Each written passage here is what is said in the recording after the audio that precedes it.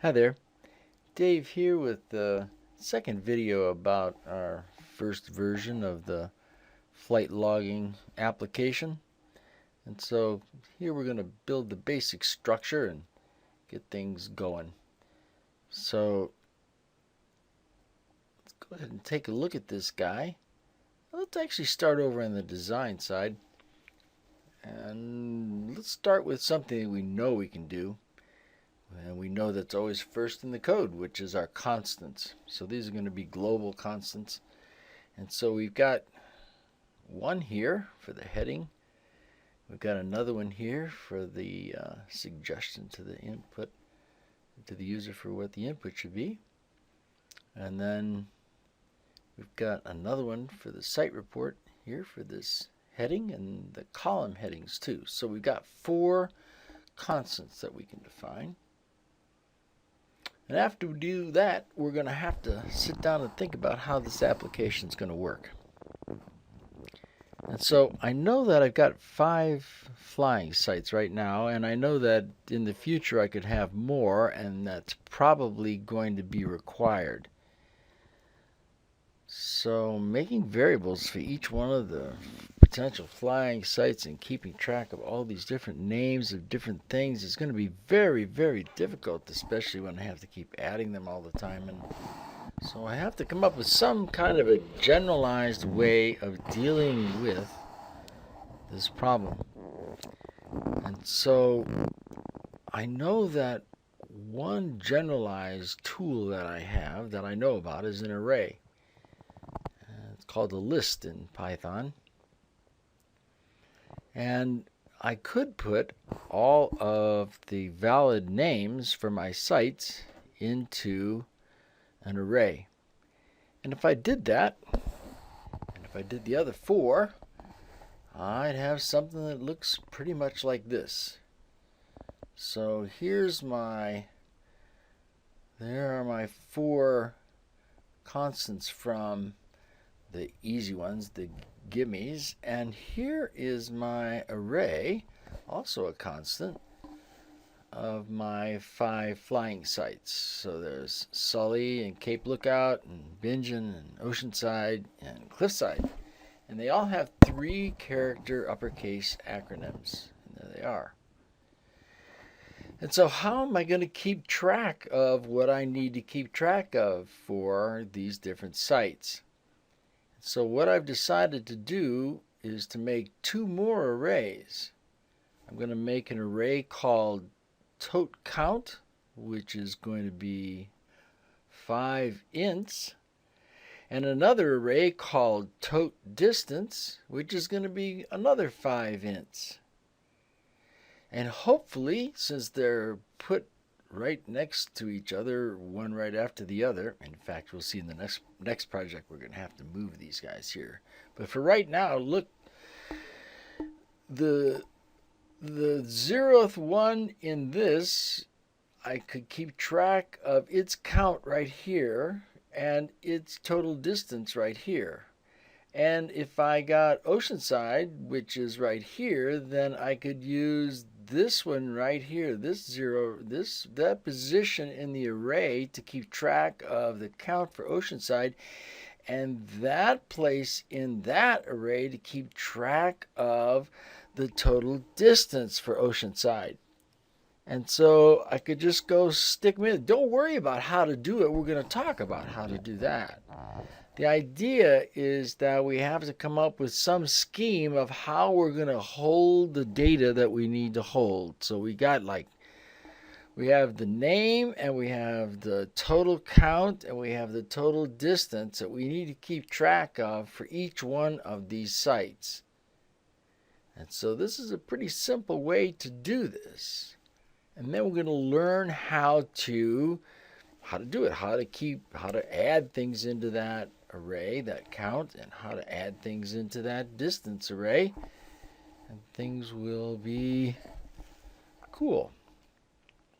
So for right now, we're going to define this array as though it's going to be global. Of course, it won't be in the next version, but for seeing the relationship between the total count array of integers and this array of what we want to see is, and the relationship we want to keep solid, is that the position in here will dictate the position in the other ones.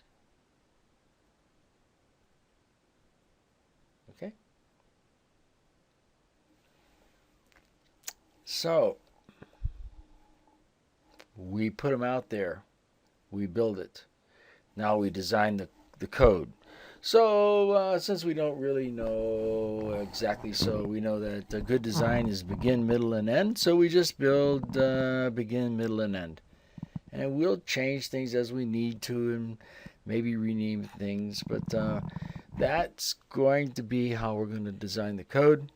So begin, what we're going to do at the beginning is we're going to put out the application name. We're going to print that application name. So what we're doing is we're going to do this part. There we go. There's begin. And then we have an iterative process. We're going to do this 3 times. Finally, at the beginning, we're just going to do it once to see if we can get the input going. That's what we're going to do. We're going to do that in this version. We're going to try to get the input at least work in that part. We're not going to worry about putting the report together quite yet. In fact, it's not going to be for a little bit. This is the one we really did in class, so let's see what we did. That's all we did in begin. Now middle, pretty easy. Middle, we have a site and we have a distance. And we're declaring those.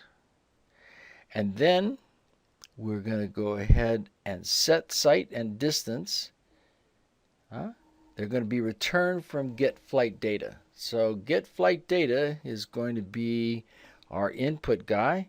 It's going to get the data and return it. And then we're going to say, well, if it's valid, so we're going to pass what we get back from get flight data. We're going to pass it into valid input. And so if valid input, if that method, if that procedure says that, yep, it's good, then what we're going to do is we're going to go ahead and we're going to call the add to total, passing in the site and the distance. And add to total will take care of doing what we talked about, which is to add it to the right 0, right? Add it to the right one of these guys. Oops. Add it to the right one of these guys. Yep. Total count or total distance. So we add the distance to the total distance one and just add 1 to the total count for the site every time we get a flight report for it. So what we do down here is I print this to make sure down at the middle that we see what we get. So we're printing the site and the string of the, oops, looks like that should be converted to something besides, well, we'll see what we need to do with that. All right. Everything is just kind of stubbed up, isn't it? There's the middle is done. Let's see, add to total, what does it do? Nothing, it just returns. It's just the idea of what it's going to do. What does validate do? Nothing. It returns true, so it says it's valid. So we don't have to have the validate routine working now. We need to have it there eventually, and then we'll make it work eventually, but we need to know it's going to be there, and we'll just return it true for now. And there's our end, and it says display output. Well, if that's all it's ever going to do, then maybe we'll just get rid of end and call it display output. We'll do some refactoring as we move along in the code. So the big deal here really is the input, and the big deal about the input is the splitting of the data, because we're actually inputting 2 pieces of data at once with a comma in between. And so let's look at the magic, because that's about the only magic in this version. Otherwise it should appear to be a very straightforward hunk of code, and everything should make sense where it did. So get flight data. We're going to go ahead and declare our input string. This is the one we're going to get. And let's look at the pseudocode. So we're going to declare a string insight and an int for the distance. Then we've got an array, and that array is going to be output array. Okay, so output array, let's see, after we declare the output array, that's all we're declaring it, right? So now we're displaying the input message. Oh, input message, that was a constant we defined earlier.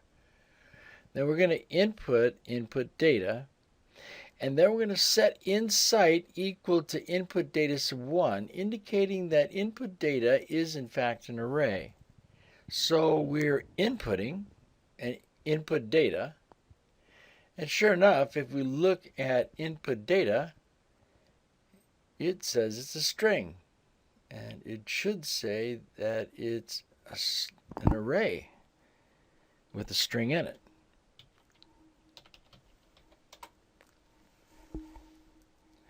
There we go. So input data is an array with 2 strings in it.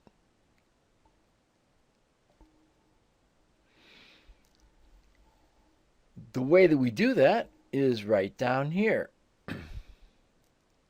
There's our input data where we're taking it in. There's our output data. We're creating output data by the execution of the split. That is not in the pseudocode because all languages do this differently. The pseudocode makes sense. We're taking in an array and we're splitting it up into its component pieces, into the insight, into the distance. And the implementation down here all makes sense. We just leave out the split part because it's different in each language. And after we split the 2 pieces, the first piece going into insight, the second piece going into distance, then we go ahead and return those values. So in the next version, we're gonna move right along with the array stuff, and we'll start to get a little bit closer to thinking about how this whole thing is going to work. We'll get closer here. Take care.